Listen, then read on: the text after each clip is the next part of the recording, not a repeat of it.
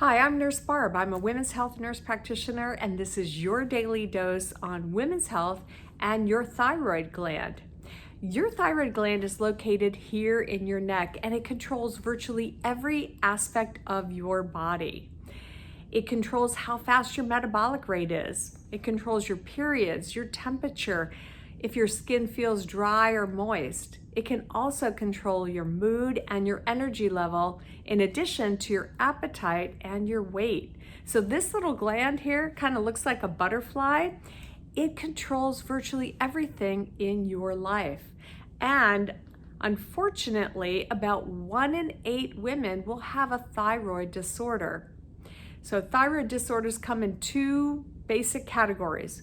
One is a hypo or low thyroid, and 2 is hyper or high functioning thyroid gland. Now, 90% of women will have a low functioning thyroid. That means that their thyroid gland isn't pumping out enough thyroid hormone. Some of the symptoms of a low functioning or hypothyroid are feeling really tired, feeling cold all the time, very low energy, gaining weight. You may also find that your skin is dry and that your hair is brittle. Many women who come in for their annual physicals will be tested for a thyroid disorder, and this is a normal part of the annual physical. We typically test every 3 to 5 years by doing a simple blood test. When we check for a thyroid disorder, we're checking 2 hormones. One is called the TSH, and that's thyroid stimulating hormone, and we also check the T4 hormone. Those 2 indicators tell us if someone's thyroid is functioning well, or if it's a little bit too low or a little bit too high. Now, when a woman is diagnosed with hypo or low thyroid, she will often be referred to an endocrinologist. This is someone who specializes in gland issues because your thyroid is a gland. Now, an endocrinologist may do more testing on your thyroid. They may order an ultrasound. They may palpate it and check for nodules. And oftentimes they'll repeat some of the tests that your primary care or your OBGYN provider has done. Oftentimes we want to make sure that that a woman isn't having a thyroid issue that may be transient or maybe subclinical or maybe just borderline. So sometimes a woman will have 2 or 3 tests before a woman is diagnosed with a hypo or hyperthyroidism and offered medication. I have many patients who are hypothyroid, and we use a medication called Synthroid or levothyroxine, and there are many different doses.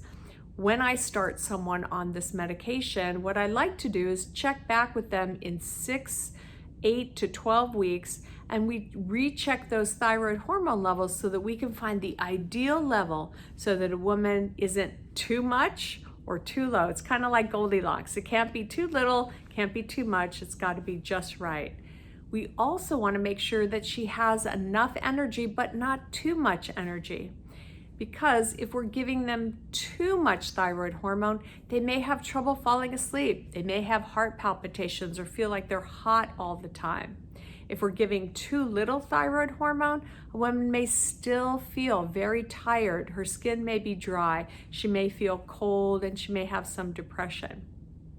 One other type of thyroid disorder is Hashimoto's thyroiditis. This is an autoimmune disorder where the thyroid will switch back and forth between low thyroid and high thyroid, and that can be very confusing for women. When a woman is having a lot of symptoms of a low functioning thyroid, she may have a normal TSH and a normal T4. But if she's still not feeling well, what I recommend is that she get thyroid antibody testing to see if this is maybe Hashimoto's thyroiditis, where there's a lot of switching back and forth. And I didn't mention it, but with women with Hashimoto's thyroiditis, they may be low functioning, they may be normal or high, and they can switch back and forth between all 3. Well, there are many times when a woman's thyroid may kick into a thyroid disorder, and that's anytime there's a lot of hormonal changes. That occurs during puberty, when women are trying to get pregnant, postpartum, and at menopause.